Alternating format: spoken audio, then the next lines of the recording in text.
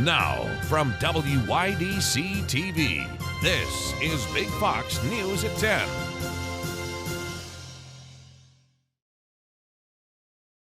Good evening, everyone. I'm Jamie Holmes. Ann has the evening off. Governor Hochul's plan to uplift affordable housing has been reportedly struck from the state budget.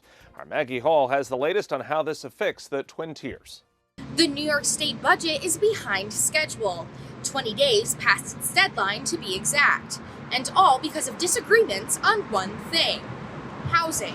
A key component of Governor Kathy Hochul's plan to expand affordable housing was to overrule local zoning laws. What would this mean for upstate New York? It is estimated that there are over 500 unhoused individuals in Chemung County. Towns in upstate New York, such as here in Elmira, would be required to grow their housing by 1% in 1 year. If the city was unable to do that, the state would then be able to overturn local zoning laws to create that housing. This initiative has been removed from the table in terms of budget talks.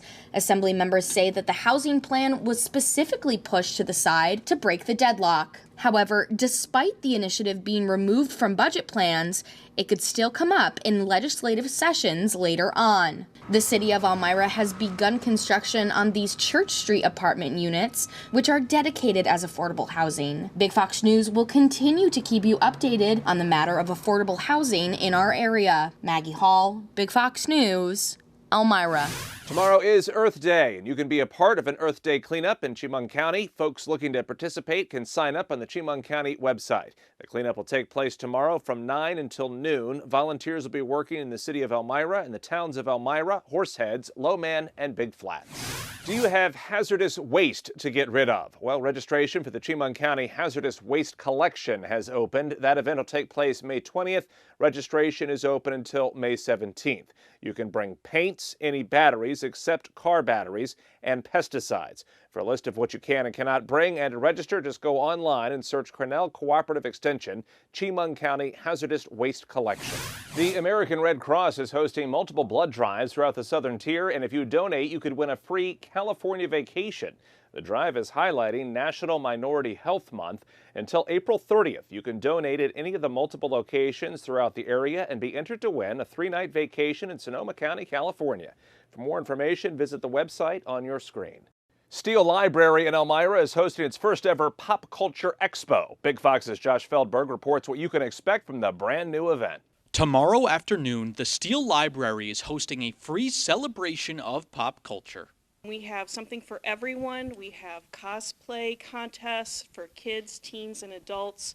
We have Dungeons and Dragons and a Pokemon tournament. We have live gameplay. We have some fantastic vendors. Food trucks are going to be here. Ice cream. We're going to have ice cream here. We're going to have just something for everyone. It's going to be a great day. This is the first time the library will hold the Pop Expo after it was postponed and delayed due to COVID. Organizers told Big Fox that they are excited to finally be able to host this event and bring the community together. At the library, we really want to bring people together and have them celebrate life. The library is a community hub, and we like to bring people in to do fun, family-oriented events without the expectation of spending money. Headlining the expo are a number of special speakers and presentations to inspire those looking to get into different media fields. We're really excited to have Joe Caramagna into the library tomorrow. He's really active in the comic book industry, and he had 5 comic books come out last week. It's just such an inspiration. We have local filmmakers coming. We're having a podcast presentation, so anyone that's interested in doing these things can come and learn from experts in their fields. The free event will take place at the Steele Library tomorrow from 11 a.m. to 4 p.m. Josh Feldberg, Big Fox News, Elmira. The race for the White House is about to heat up. President Biden expected to formally throw his hat into the ring next week, with Trump and DeSantis both itching to take him on. Jackie Henrich has more from the White House. It's an announcement the president's been hinting at for months. And according to the Washington Post, next week, Joe Biden will officially kick off the 2024 race with an announcement video for his re-election campaign. This is America. Time to coincide with the 4-year anniversary of his 2020 campaign launch. The White House staying quiet on the issue for now. Any announcement or anything that is related to 2024 certainly will not come from here. But most observers say the president faces major headwinds. He's already the oldest president in American history, and his job approval is still stuck in the 40s as fear over crime and inflation persist. House Republicans also claim they'll be conducting oversight hearings into the president's family during the campaign. If he does go forward with running for re-election and all these facts come to light, you're going to have the kind of reckoning in public that we did not have in 2020. Meanwhile, on the Republican side, Florida Governor Ron DeSantis continues his nationwide tour trying to win over social conservatives with his, quote, Florida blueprint. He hasn't officially announced his candidacy, but he's gearing up for a tough fight against former President Trump, prompting a new warning from the head of the RNC. We're about to go through a bruising primary, guys, probably. We're about to have some rough and tumble times. But we have to come together as a Republican family, despite our differences. A recent Fox News poll showed Trump leading DeSantis by some 30 points nationwide. At the White House, Jackie Heinrich, Fox News. Actor Alec Baldwin is no longer facing charges in the shooting death of his friend and cinematographer. Carolyn Shively has the details on that decision.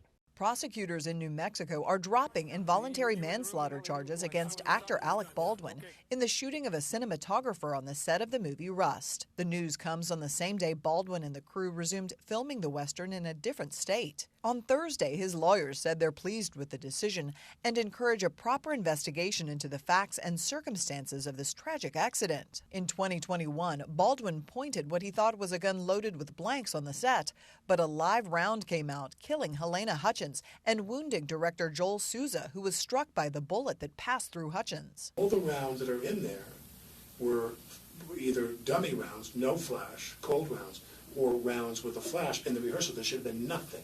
It should have been a cold gun with no rounds inside or dummy rounds, cosmetic rounds. No flash. I take the gun out slowly, I cock the pistol, bang, it goes up, she hits the ground. She goes down. Baldwin, who is also a producer on the film, says he has no idea how live ammunition got in the Colt 45 pistol and claims it discharged without him pulling the trigger. We've done this for 2 weeks and we did it the right way every day. An assistant director pleaded guilty to negligent use of a deadly weapon in the case.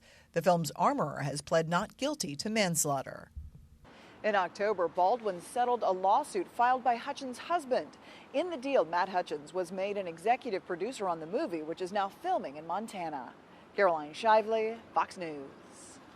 Stay with us. Your complete weekend forecast is next. Here's your local stock market update from Big Fox.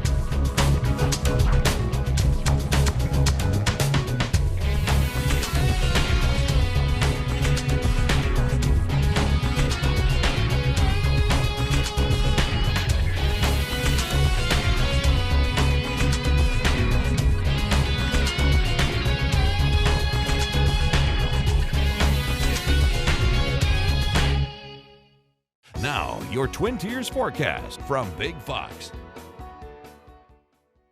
Good evening. We are rolling into the weekend with some changes ahead. Now, we started to see some of that signal of changes as there are some scattered and isolated storms still rumbling on through the area. But we know that that threat is going to diminish as we head into our morning hours. But note that we're now underneath this southeasterly flow, which is going to push those temperatures to stay pretty mild through the overnight. We're hanging on to the 50s, where this time of the year we still watch low temperatures to fall into those mid-30s. So pretty mild start to the day, which is going to allow for another warm day to set up before we will see some more implications of some cooling that will be pushing in.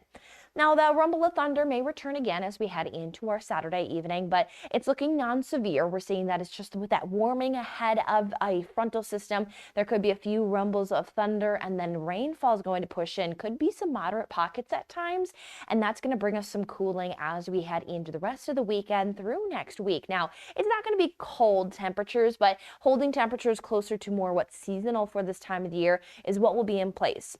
We'll also see that as a frontal system swings on through Saturday evening. Behind it, we are going to see that this large low pressure system will linger us under some shower activity into Monday before we'll get a quick break before the next round of some rainfall will work its way in.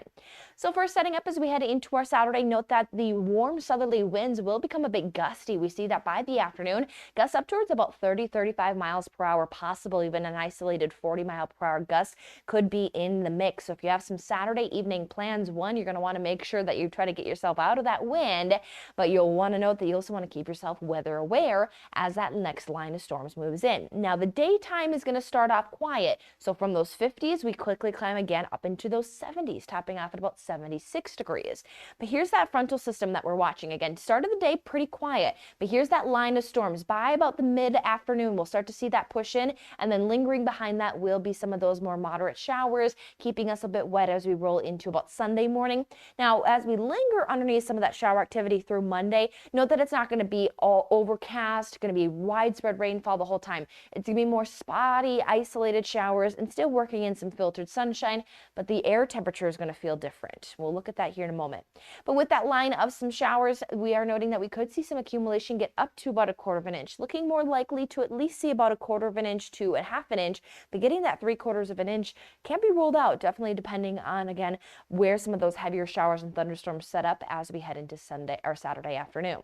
Now, as mentioned, we do climb into those 70s, so we are warm, but going from those 70s into our Sunday, we will hold into those 50s. So what our morning temperatures are for Saturday morning is where our highs will be Sunday afternoon, where we'll battle some cloud cover, a few showers, but also still seeing some sunshine. Copy and paste that into Monday, and then we'll get a quick drying period before we're back under some rainfall on Thursday.